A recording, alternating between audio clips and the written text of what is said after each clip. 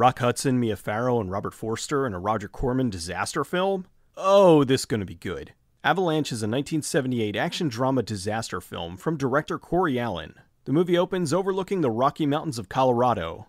Oh, this place is just littered with rugby teams. It's opening weekend at a fancy new ski resort. A cab drops off Caroline, who's there to see her ex-husband David. She's headed to her room where she runs into Mrs. Partridge. This is Florence, David's mother. David owns the resort and invited all his friends and family to the opening. Meet you. He works here. I always forget what your job is. I keep an eye on the old broad. And have you got a fella? 2 or 3. Holy cow, are you going to turn into a swinger? I really thought she was going to use another word that starts with S. Reporters are interviewing some skiers. Oh my god, it's Dante! That's right, monkey. Play my head.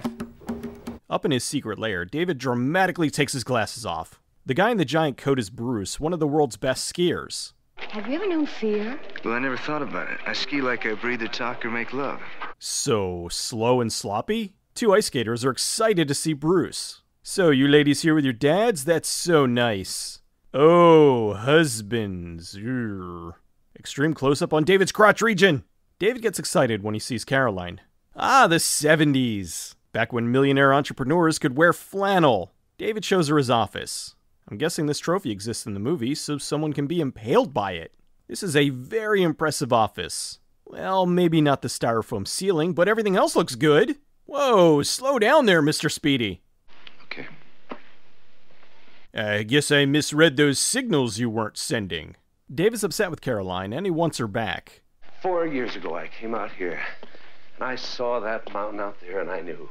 Yes, 4 years ago, he saw this picture of a mountain. David's explaining some problems he's having in opening the resort. I love you. Oof. Kathy's showing off some of her skating moves. Ma'am, you seem to have misplaced your pants. This outfit just screams, why is only half of me warm? The other skater yells out, which makes her lose it. Look, you may have messed up in front of all these people, but at least you don't have a Dutch boy haircut. Berries and cream, I'm a little lad who loves berries and cream. McDade's showing Florence a new spot where David's building. Environmentalist Nick Thorne shows them how the snow is unstable and an avalanche is inevitable if they keep going. Meanwhile, we join a Juicy Fruit commercial already in progress. Bruce is skiing in a no-ski zone and is chased by a mini avalanche. He escapes by doing a brief Sonny Bono impersonation. Caroline meets David to remind him they're supposed to have lunch. Oh no. Oh, not again. Oh, lunch is not worth this. Supremacy tactics. One day it'll work. Watch. Yes. Force yourself on her until she loves you. Nick's angrily looking for David. He insists on talking to him, so he has to cancel his lunch with Caroline. Great, all that forced kissing for nothing. Nick tells him an avalanche is coming. Things aren't normal. There's a heaviness, and it's growing. When I feel a heaviness, that usually means too much Taco Bell. Nick goes to see Caroline, who's wearing a basket on her head. They head inside and, that towel's so good it dried off her bathing suit too. Nick breaks into one of the emergency trucks and steals some explosives. The reporter Mark shows up and David tells him his wife's there with Bruce. That night at the banquet dinner, sir? Your pie is on fire! Yuck, look at these things. For dessert, vanilla flaming diabetes! Tina looks exactly like a grown-up Kimmy Gibbler. Nick comes to dinner, and Caroline asks him to dance, which upsets David. Look, I don't know how to do this kind of dancing, but That's okay. Don't worry, you see the dance moves going on out here? Just shimmy around like you got a busted hip, you'll be fine. Hipster Jesus is rocking out. This one's not even trying to be subtle. I rather like it on my back. I've never seen angry snow before. Caroline's exhausted, but David drags her back out. Think he'll learn his lesson that the strong arm tactic isn't working? Leave me alone. I don't want to leave you alone. Nah. This is my 3rd drink tonight and even I'm not dancing. Caroline runs into Nick and they leave together. Even the editors had it with Farrow stumbling her lines.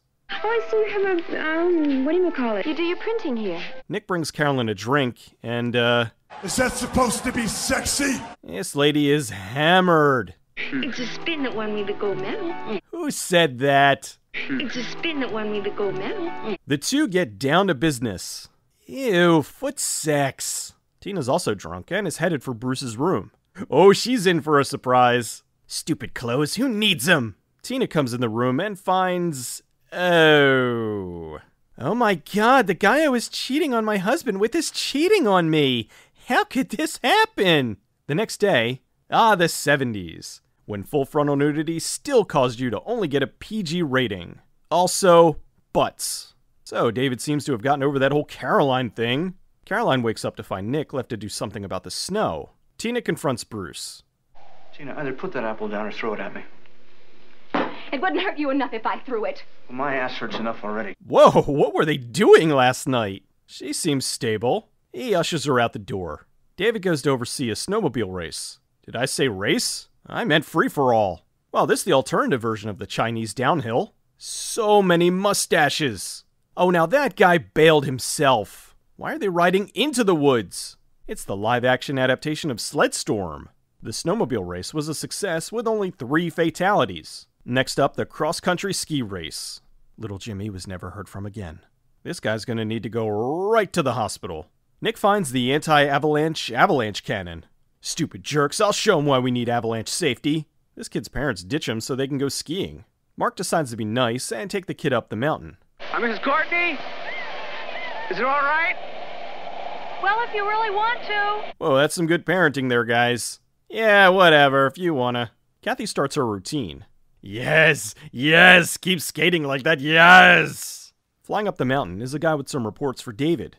The plane crashes into the mountain, and 56 minutes into the movie, we've got an avalanche! Bruce heads down the mountain, and oh boy, I think they bought some damaged avalanche stock footage. I hope they got a discount. Not the most believable snow, but it's still better than the lava in Congo. Bruce sees the avalanche. Get up a tree, why don't you? He tries to outrun it, but it doesn't go so well.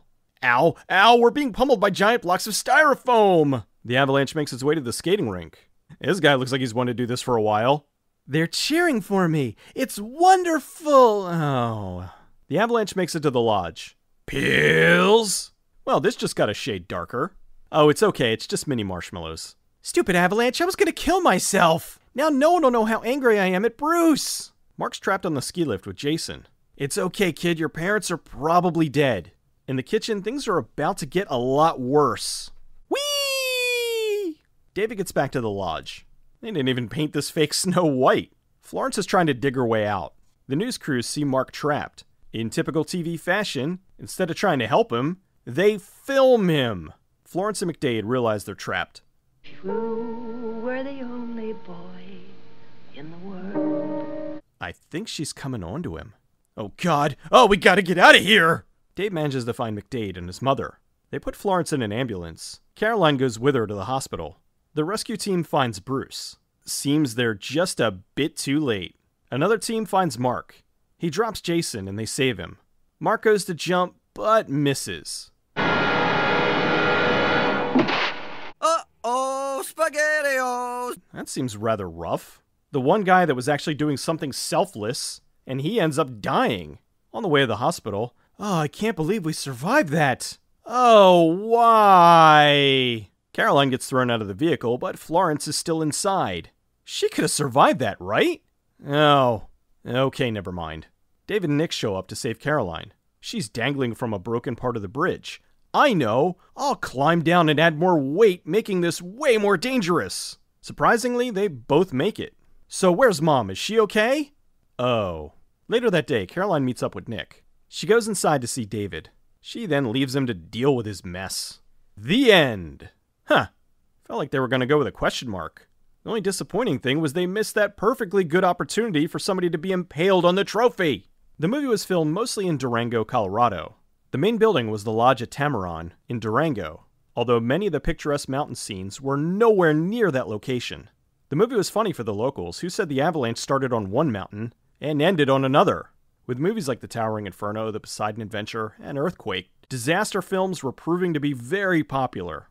Legendary producer Roger Corman was trying to think of one that hadn't been done yet, and decided on an avalanche picture. He thought it was a great event to build a film around. Once word got out his studio was working on this, he started getting calls with offers. This kind of movie was in high demand, and he signed a deal with CBS for the exclusive TV rights for $2 million. The catch was he had to have some star power attached. The budget for the film was $1.7 million, and with the $2 million in advance, the movie already made a $300,000 profit before it was even filmed.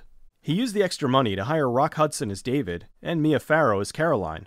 In his youth, Rock Hudson was a sex symbol and was one of the most popular stars in Hollywood throughout the 50s and 60s. In 1977, he just ended a run on the popular show McMillan and Wife, which ran for 6 seasons. He joined the film as a way to get back into movies after a long stint on television.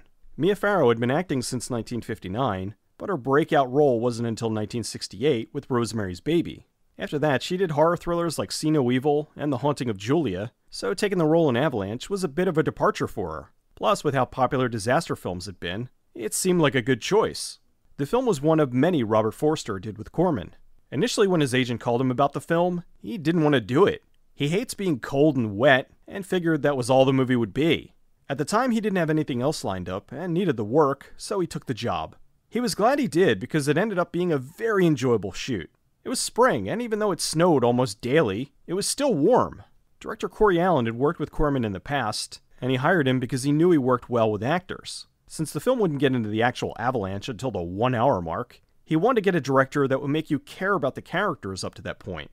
The shoot was about 8 weeks. For the blizzard, the snow was shredded plastic. They also used various sized chunks of styrofoam for the snowballs. While they cleaned some of it up after the shoot, it got everywhere and littered up most of the streets and clogged the sewers. Corman hired an effects company to do the snow effects to lay over the film in post. While some of it was stock footage, they needed something to add over the actors. The effects team delivered the footage, and the snow was red. Corman panicked and told them they had to fix it. They took it back and continued working on it. They finally delivered it close to the deadline, and the snow had a bluish tint to it. Corman wasn't happy because it was noticeable, but without options, he released the film as it was. While working in post, Corman was contacted by a friend doing his own disaster film. It was a $10 million studio production, and he was behind schedule. He needed avalanche effects, and asked if he could buy some from him. Corman told him they weren't very good, but he bought them anyway, and used them in the 1979 film Meteor. Corman read reviews and laughed because the critics were bashing the visuals, and said the only ones that looked good was the Avalanche. The film didn't do as well as he hoped theatrically, and was outpaced by the other film they had out at the time, Piranha. Corman liked the Avalanche idea, and years later revisited it in 2001 with Avalanche Alley. With all the disaster films at the time, I enjoy Avalanche about as much as the rest of them. Sure, the effects aren't as good as the Towering Inferno, and the story is hokey, but it does have a certain charm to it. It's got some pretty high-profile actors for the time, delivering some of the best bad dialogue. I just want to be with you. What's wrong with wanting to be with you, or you wanting to be with me? You stifle me! It may not be on par with the Poseidon Adventure, but it's leagues better than the remake of the Poseidon Adventure. Speaking of which, I'm kind of surprised this hasn't been remade yet.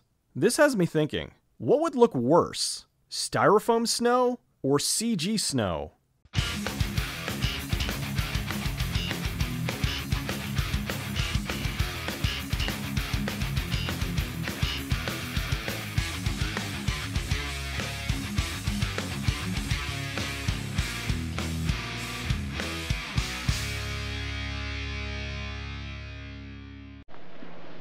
Hey, give me another one.